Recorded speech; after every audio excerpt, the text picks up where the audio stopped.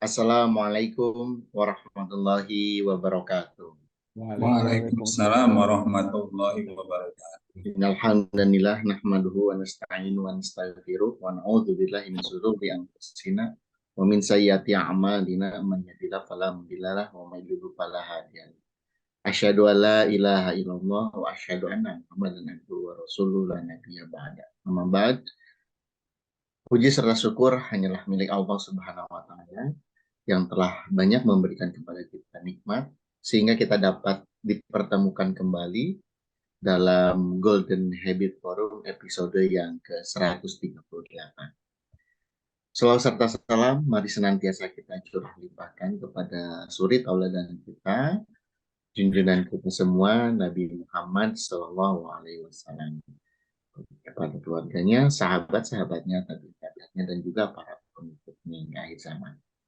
Bapak dan Ibu seluruh partisipan Golden Habit Forum, alhamdulillah pagi hari ini setelah pekan lalu kita tidak sempat bertemu, alhamdulillah hari ini kita sudah kembali bersama dalam Golden Habit Forum ini, dan alhamdulillah Ustadz kita, guru kita, Dr. Haji Agus Sukaca sudah membersamai kita semua, yang insya Allah topik kita pada pagi hari ini berkenaan dengan serial berpikir positif. Sebelum kita mulai, Bapak Ibu sekalian, mari sama-sama kita buka kajian Golden Habit Forum pada pagi hari ini dengan melafazkan basmalah bersama-sama. Bismillahirrahmanirrahim. Selanjutnya kami persilakan Ustaz Agus Sukaca waktu dan tempatnya. Monggo Ustaz. Assalamualaikum warahmatullahi wabarakatuh. Waalaikumsalam warahmatullahi wabarakatuh. Alhamdulillahi rabbil alamin. Assalatu wassalamu ala asyrafil anbiya'i wal mursalin. Muhammadin wa ala alihi wa sahbihi ajma'in. Raditu billahi rabba wa bil islami dina wa bi Muhammadin nabiyya wa rasulah. Rabbi zidni ilma warzuqni fahma. Amin. Bapak Ibu segenap partisipan Golden Habit Forum rahimakumullah, Mas Hewan yang pagi ini menggantikan Pak Agus Budi yang jadwalnya menjadi moderator, tapi karena putra beliau yang di pesantren Mujahidin di Gunung Kidul itu sakit, jadi pagi ini bergerak ke Gunung Kidul karena waktunya bisa pagi, ya. Sehingga digantikan oleh Mas Ikhwan. Baiklah Bapak Ibu sekalian, rahimakumullah. Nggak terasa kita sudah berada di tahun 2024. Jadi waktu itu berjalan sedemikian rupa, nggak terasa. Ya. Rasanya belum lama saya masih anak-anak. Ya, sekarang sudah senior. Ya. Sehingga dalam hal waktu ini memang kita mesti manfaatkan dengan sebaik-baiknya. Sebab kalau tidak, tahu-tahu menjadi tua, tahu-tahu nanti malaikat maut menjemput kita. Ya, sayang sekali kalau kita belum siap untuk menemui Allah, ya, berjumpa dengan Allah dalam keridhoannya, untuk kemudian bisa ditempatkan di surganya. Nah, tentu kita menjadi rugi. Oleh karena itu, ya, mudah-mudahan kita selama waktu yang masih diberikan Allah ini bisa bersiap memantaskan diri hingga layak disebut atau diseru dengan ya ayyatuhan nafsul mutmainnah. wahai pemilik jiwa mutmainnah, irji'i ila rabbiki, ya, pulanglah kepada Tuhanmu, ya, radiyatan mardiyah, dalam keadaan penuh keridhaannya. Fadkhuli fi ibadi wadkhuli jannati, ya, bergabunglah bersama hamba-hambaku yang soleh dan masuklah ke surgaku. Nah, ini waktu kita memantaskan diri dan waktu berjalan terus, nanti akan sampai akhir kita semua akan mengalaminya. Mudah-mudahan di tahun 2024 ini, ya, kita menjadi lebih baik dibandingkan tahun-tahun sebelumnya.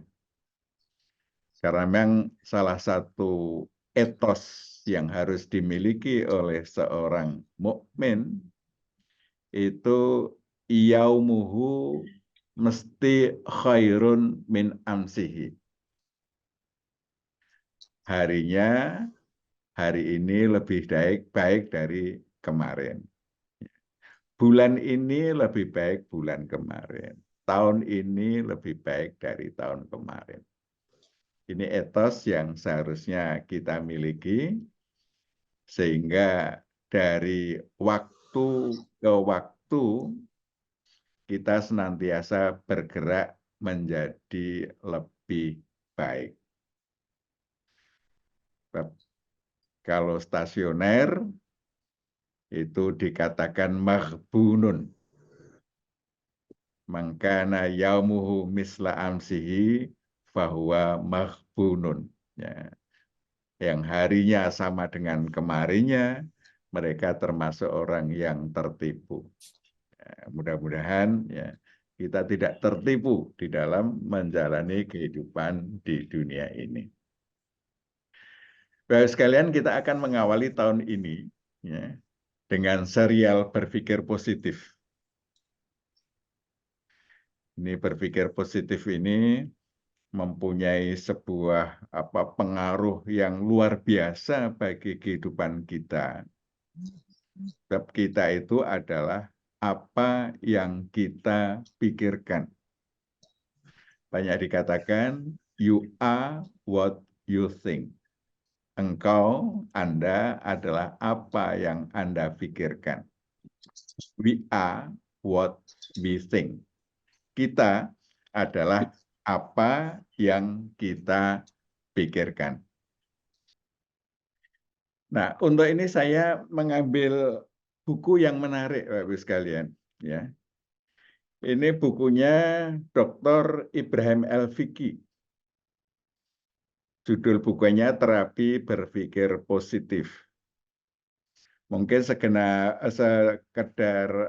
perkenalan, Dr. Ibrahim El-Fiqi ini adalah motivator tingkat dunia, keturunan Mesir, ya. Waktu mudanya berada di Mesir, lahir di Mesir, tetapi kemudian membangun sukses di Kanada. Nah, beliau kemudian menjadi motivator, banyak mengisi seminar, ya, motivasi-motivasi di berbagai dunia, berbagai pelosok dunia, ya. Dan utamanya adalah ini buku yang fenomenal tentang berpikir positif. Saya sarankan ya Bapak-bapak dan Ibu-ibu sekalian bisa membacanya. Tidak sulit mendapatkan karena buku ini termasuk buku yang sangat populer.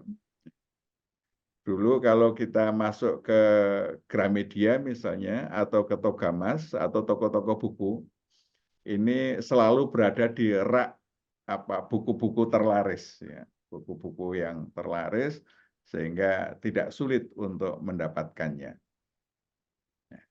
Saya begitu tertarik dengan buku ini, dan buku ini banyak mempengaruhi ya hidup saya karena memang sangat menarik bagaimana beliau menyampaikan tentang pentingnya berpikir positif. Mungkin kajian tentang ini nanti akan cukup banyak seri, ya. Kita akan bahas ya satu persatu tentang berpikir positif ini. Nah, di awal buku ini tentang kekuatan pikiran, ya, beliau menjelaskan tentang apa itu pikiran. Salah satu yang dikutip oleh Ibrahim Al-Fiqi adalah apa yang dikemukakan oleh Syekh Muhammad Mutawalli Al-Sya'rawi di dalam kitabnya Al-Khawatir. Beliau mendefinisikan pikiran adalah alat ukur yang digunakan manusia untuk memilih sesuatu yang dinilai lebih baik atau lebih menjamin masa depan diri dan keluarganya. Jadi sebuah alat ukur, ya prosesor yang digunakan untuk memilih mana pilihan di antara sekian banyak pilihan-pilihan itu yang dieksekusi, ya, untuk apa?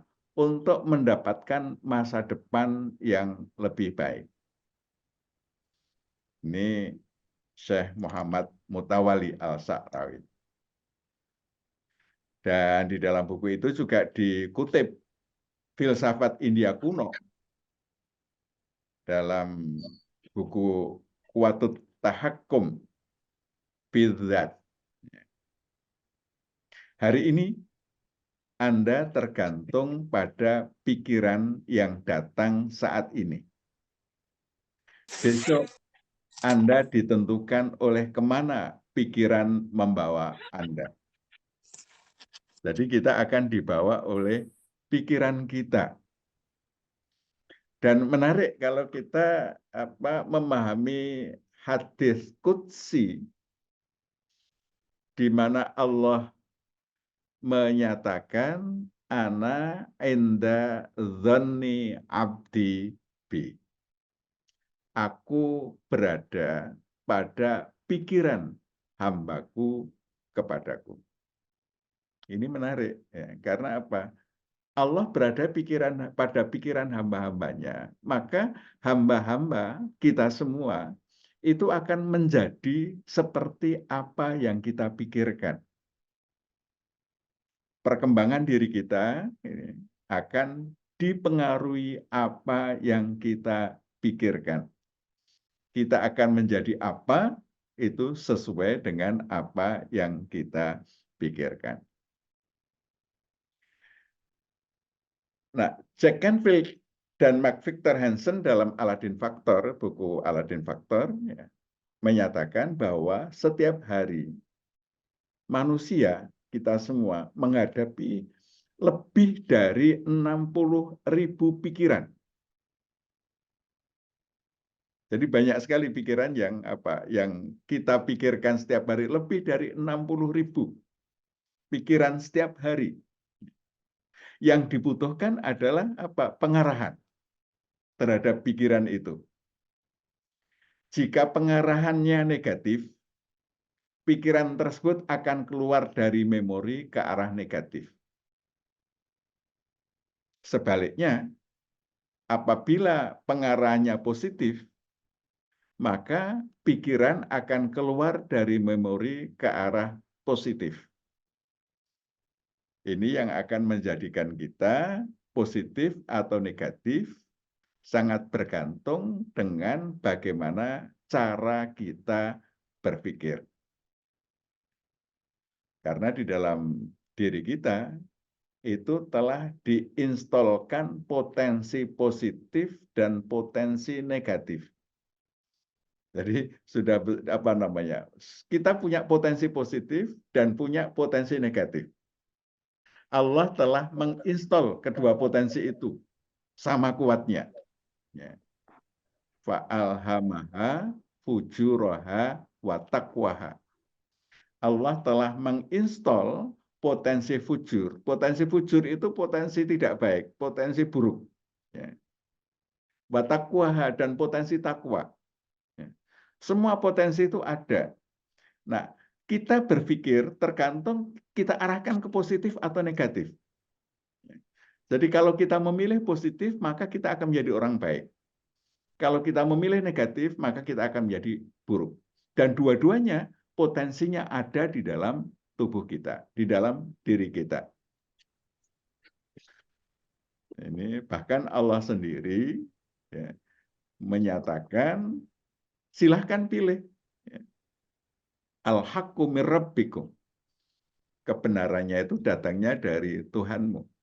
Faman sya'a fal yu'min, waman sya'a fal yakfur.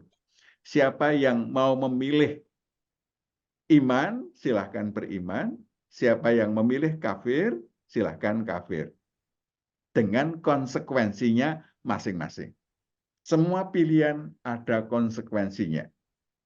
Jadi konsekuensi yang akan kita terima adalah sesuai dengan pilihan-pilihan kita.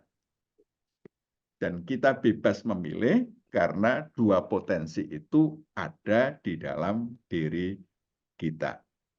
Beruntung yang memilih ke arah positif, rugi yang memilih ke arah negatif. Nah, menariknya, penelitian di Fakultas Kedokteran di San Francisco itu lebih dari 60% pikiran manusia umumnya bersifat negatif. Jadi kalau 80% dari 60.000 pikiran, berarti kurang lebih ada 48.000 pikiran negatif setiap hari. Yang ini akan mempengaruhi perasaan, perilaku, penyakit jiwa dan raga ya, yang luar biasa. Apa yang kita pikirkan itu. Jadi sebagian besar ternyata banyak yang berpikir negatif. Kenapa begitu? Karena ternyata informasi yang masuk ke dalam pikiran kita lebih banyak yang negatif. Jadi kalau kita lihat mass media, televisi, yang masih suka nonton televisi misalnya, mendengar berita saja, banyak berita-berita yang negatif yang masuk ke dalam pikiran kita. Ya. Itu luar biasa banyaknya. Yang ditayangkan lebih banyak yang negatif. Cerita tentang korupsi, cerita tentang KDRT, cerita tentang pembunuhan, cerita tentang itu mendominasi dari berita. Sementara berita yang baik-baik itu jarang, ya jarang. Nah, sehingga wajar kalau dari penelitian ini ternyata 80% ya, informasi yang masuk ke otak ya, sebagian besar manusia ya, itu negatif.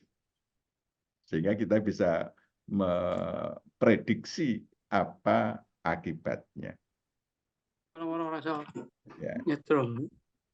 Pertanyaan yang disampaikan oleh Dr. Ibrahim ya, di dalam seminar-seminar yang beliau lakukan antara lain, ya, jika Anda lapar dan tersaji 3 menu, yang pertama adalah makanan rumah, yang kedua adalah makanan hotel bintang 5, dan yang ketiga adalah makanan sisa dari keranjang sampah.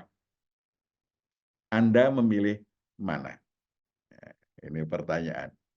Hampir semua memilih 2 yang pertama.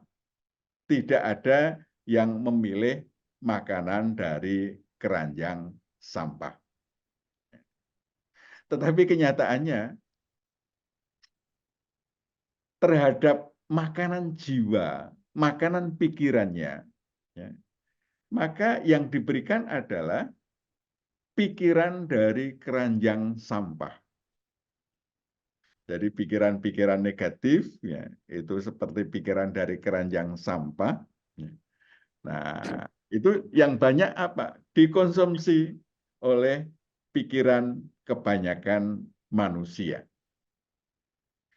Sehingga beliau memberikan sebuah permisalan. Mungkinkah kita ya, ibu-ibu membuat kue yang lezat, yang berasal dari bahan-bahan dari keranjang sampah, bahan-bahan yang sudah tidak baik. Jadi kalau terigunya terigu yang sudah expired, banyak kutunya, ya bahan-bahannya nggak baik, maka kita proses sulit untuk bisa menghasilkan sesuatu yang baik, kue yang baik. Demikian juga kita, kalau masukan ke pikiran kita banyak yang berasal dari keranjang sampah, pikiran-pikiran negatif, ya, maka sulit bagi kita untuk menjadi baik. Ya, kebanyakan akan berkembang menjadi apa? Menjadi buruk. Nah, ternyata pikiran itu mempunyai kekuatan yang sangat dahsyat. Ya.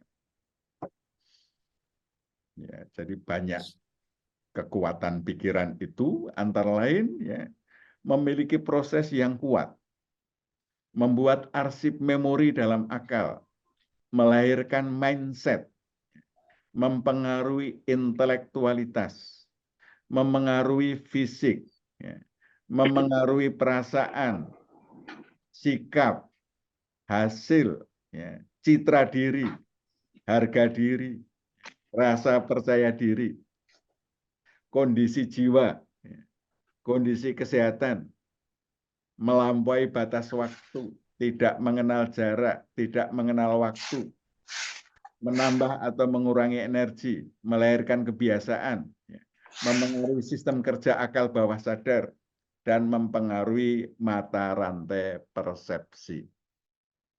Ini yang diidentifikasi oleh Dr. Ibrahim, ya, bagaimana kekuatan pikiran ya, yang sangat luar biasa.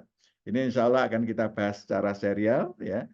Mungkin hari ini kita baru membahas kalau sempat ini 5 yang pertama. Ya. Yang pertama adalah ya, pikiran memiliki proses yang kuat.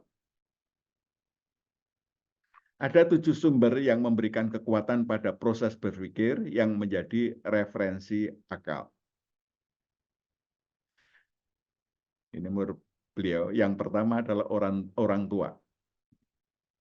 Orang tua adalah input masukan awal dalam proses berpikir, di mana seorang bayi, seorang anak mula-mula belajar.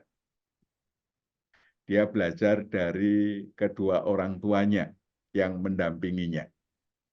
Sehingga orang tua ini mempunyai pengaruh yang kuat karena masukannya itu sejak awal kehidupan. Maka bagaimana yang ditransformasikan oleh orang tua sangat mempengaruhi dari anak. Ya, pada anak ini pengaruhnya sangat kuat sekali. Bahkan Nabi kita itu juga menjelaskan kullu mauludin yuladu alal fitrah. Setiap anak itu terlahir dalam kondisi fitrah. Fakana abawahu yuhawidanihi ayunassiranihi ayumajjisanihi. Adalah orang tuanya yang kemudian akan mengarahkan dia menjadi Majusi, Nasrani, ya, atau Yahudi. Itu pengaruh dari orang tua. Ya, saya bertanya-tanya kenapa Islam nggak disebut di situ mengislamkan. Ternyata Islam nggak disebut karena Islam itu fitrahnya. Jadi kalau dia terpelihara fitrahnya, dia akan tetap menjadi Islam. Tetapi pengaruh orang tua itu bisa menjadikan dia tidak Islam. Ya, karena pengaruh yang diberikan oleh orang tua. Ini pertama kali yang akan membentuk bagaimana anak-anak berpikir. Nah, kita kemarin cukup banyak seri bahasan kita tentang bagaimana kepemimpinan keluarga untuk menghasilkan anak-anak yang bisa menjadi pribadi Muslim sejati. Ini yang pertama. Nanti setelah orang tua, dia akan mengenal keluarga, ya, ada kakak, ada adik, orang yang menghuni rumah, ini akan membangun interaksi yang akan mempengaruhi pikiran seseorang. Semakin tumbuh, ya, berkembang anak, akan ada interaksi dengan masyarakat. Ini juga akan membentuk pikiran. Ya, bagaimana dia berinteraksi dengan masyarakat. Kemudian berkembang lagi bagaimana dengan sekolahnya, bagaimana dengan temannya. Dan sekarang ini medsos, media sosial, media massa, itu akan memberikan pengaruh. Tetapi kemudian ada processing di dalam diri sendiri. Bagaimana mekanisme berpikir di dalam diri sendiri, itu juga akan menjadi hal yang sangat penting sekali. Sehingga bagaimana orang tua membentuk, kemudian punya mekanisme berpikir, ya. Maka pengaruh-pengaruh dari orang tua, keluarga, masyarakat, sekolah, teman, media massa, ya, itu nanti akan diproses. Tapi pada awalnya akan terima bulat-bulat. Apa yang disampaikan orang tua, awalnya akan diterima bulat-bulat. Sehingga anak-anak itu meniru, ya, belajar dari orang tuanya dengan meniru. Kalau Ratu Elizabeth itu menyatakan, ya, bahwa saya belajar seperti belajarnya seekor kera, meniru, ya, meniru. Nah, kita juga belajar demikian. Di tahap awal kita meniru dari apa yang dilakukan oleh orang tua. Nah, oleh karena itu terhadap 6 faktor yang berpengaruh dalam diri kita ini, ternyata Rasulullah, ya, sangat wanti-wanti bahwa seseorang itu akan dipengaruhi oleh dinu khalilihi, agama orang-orang dekatnya. Ya. Maka pesan beliau, fal yang dzuronna ila mayu khalilu. Hendaklah perhatikan betul dengan siapa berteman dekat. Karena itu akan pengaruhnya menentukan apa yang menjadi orang-orang dekat kita, siapa yang menjadi orang-orang dekat kita, itu akan membawa pengaruh. Almar'u ala dini khalili. Seseorang itu bergantung pada agama orang-orang dekatnya. Maka kita mesti memilih orang-orang dekat kita yang berada pada inner circle kita, itu adalah orang-orang baik. Para wali penyebar Islam di Nusantara ini, ya, mengajarkan kita, ya, wong kang soleh kumpulono, ya. Berkumpullah bersama dengan orang-orang soleh. Maka aura kesolehan tadi akan membawa kita menjadi termasuk bagian dari orang soleh. Nah, selanjutnya pikiran membuat arsip memori. Ya, jadi arsip memori ada di dalam pikiran kita, itu akan terbuat. Ya. Kita semua lahir dalam keadaan fitrah. Ya. Interaksi dengan orang tua, ya, ini membawa kita memiliki pengetahuan sederhana dan bisa mengucapkan kata-kata. Maka di situ terbentuk file setiap pengertian-pengertian yang kita dengar. Mula-mula mungkin yang kita dengar adalah kata-kata papa, mama, ya.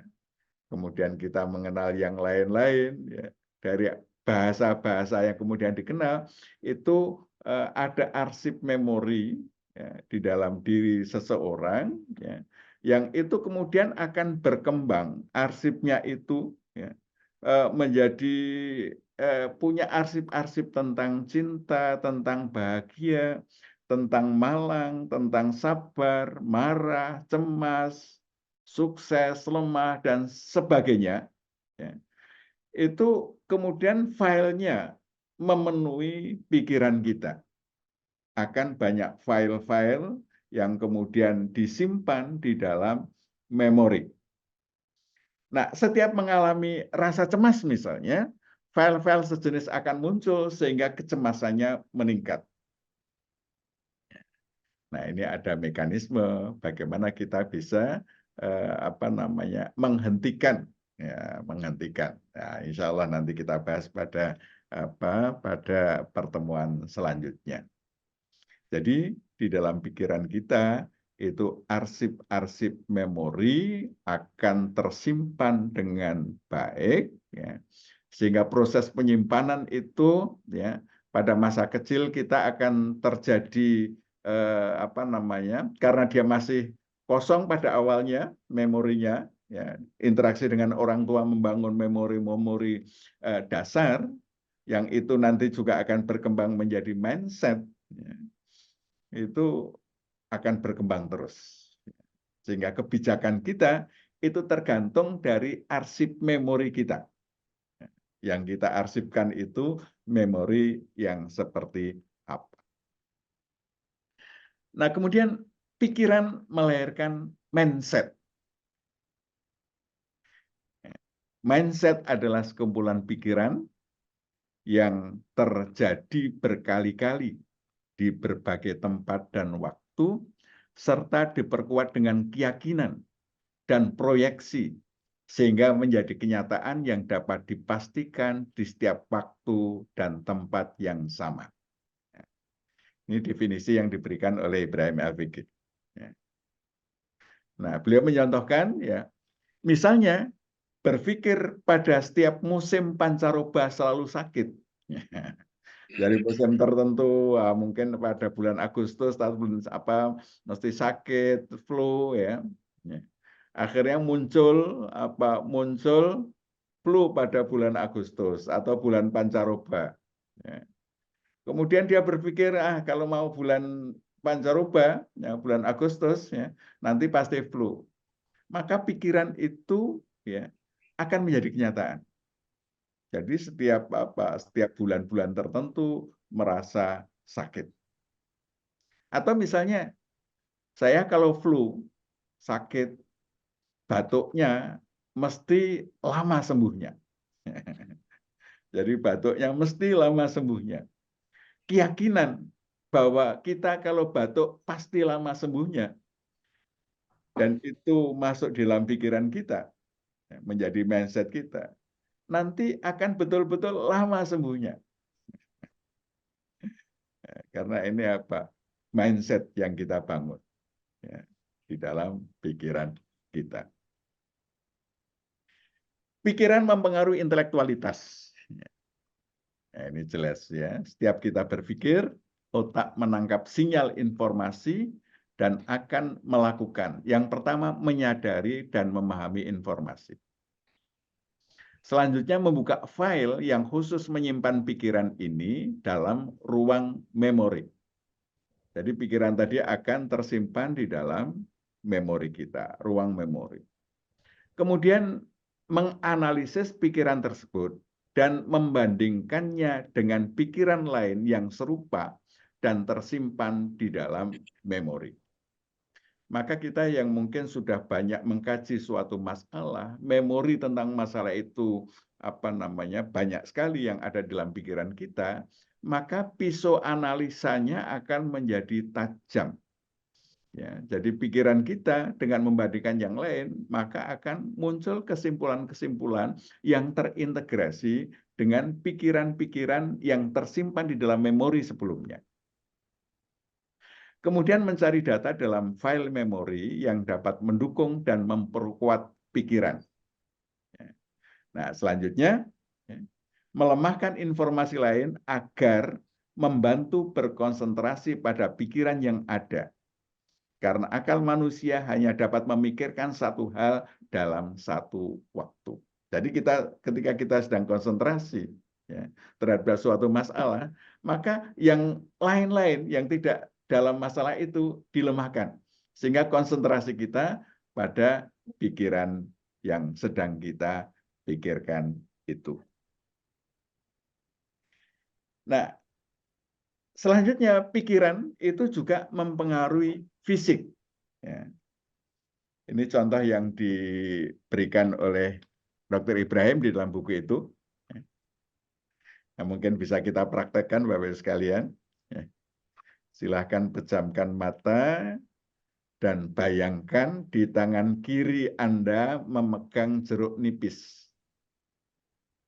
Dan tangan kanan Anda memegang pisau tajam. Nah ya, silahkan dibayangkan. Selanjutnya, belah jeruk nipis tadi menjadi dua. Dibayangkan, silahkan dibelah menjadi dua. Kemudian ambil salah satunya. Peras sedikit, dekatkan ke hidung Anda, kemudian masukkan ke mulut. Jilat itu jeruk nipis itu. Dan rasakan. Nah, Bapak-Ibu sekalian, apa yang Bapak Ibu rasakan? Saya ini hanya menyampaikan, membayangkan ada jeruk nipis. Ini air liur saya Air liur. keluaran itu ya. Saya beliuran. Ya, berliuran ya. Mana jeruk nipisnya? Nggak ada. Ya, nggak ada jeruk nipisnya. Kita hanya membayangkan jeruk nipis ya, yang rasanya asam. Ya. Itu kemudian kita kita belah, kita jilat, sudah keluar. Padahal jeruk nipisnya nggak ada. Ini menunjukkan bahwa apa yang kita pikirkan itu akan mempengaruhi fisik kita. Jadi kalau kita berpikir positif, ya, itu nanti pengaruhnya juga pada fisik. Kita berpikir apa, itu pengaruhnya pada fisik. Jadi apa yang kita pikirkan, pengaruhnya pada fisik itu luar biasa. Jadi Bapak-Ibu sekalian, ya, ini dahsyatnya pikiran. Ya, dahsyatnya pikiran. Ya, kekuatannya tadi kita sudah disampaikan oleh Dr. Ibrahim Al-Fiqi cukup banyak. Ya. Cuman karena waktunya insya Allah pengaruh lainnya kita bahas pada kesempatan berikutnya. Nah, mungkin sementara untuk pagi ini sampai di sini dulu dan bisa kita kembangkan di dalam diskusi. Terima kasih Bapak-Ibu sekalian. Mudah-mudahan bermanfaat. Datanallah ya kumajma'in. Nasr minallah fatun karib. Assalamualaikum warahmatullahi wabarakatuh.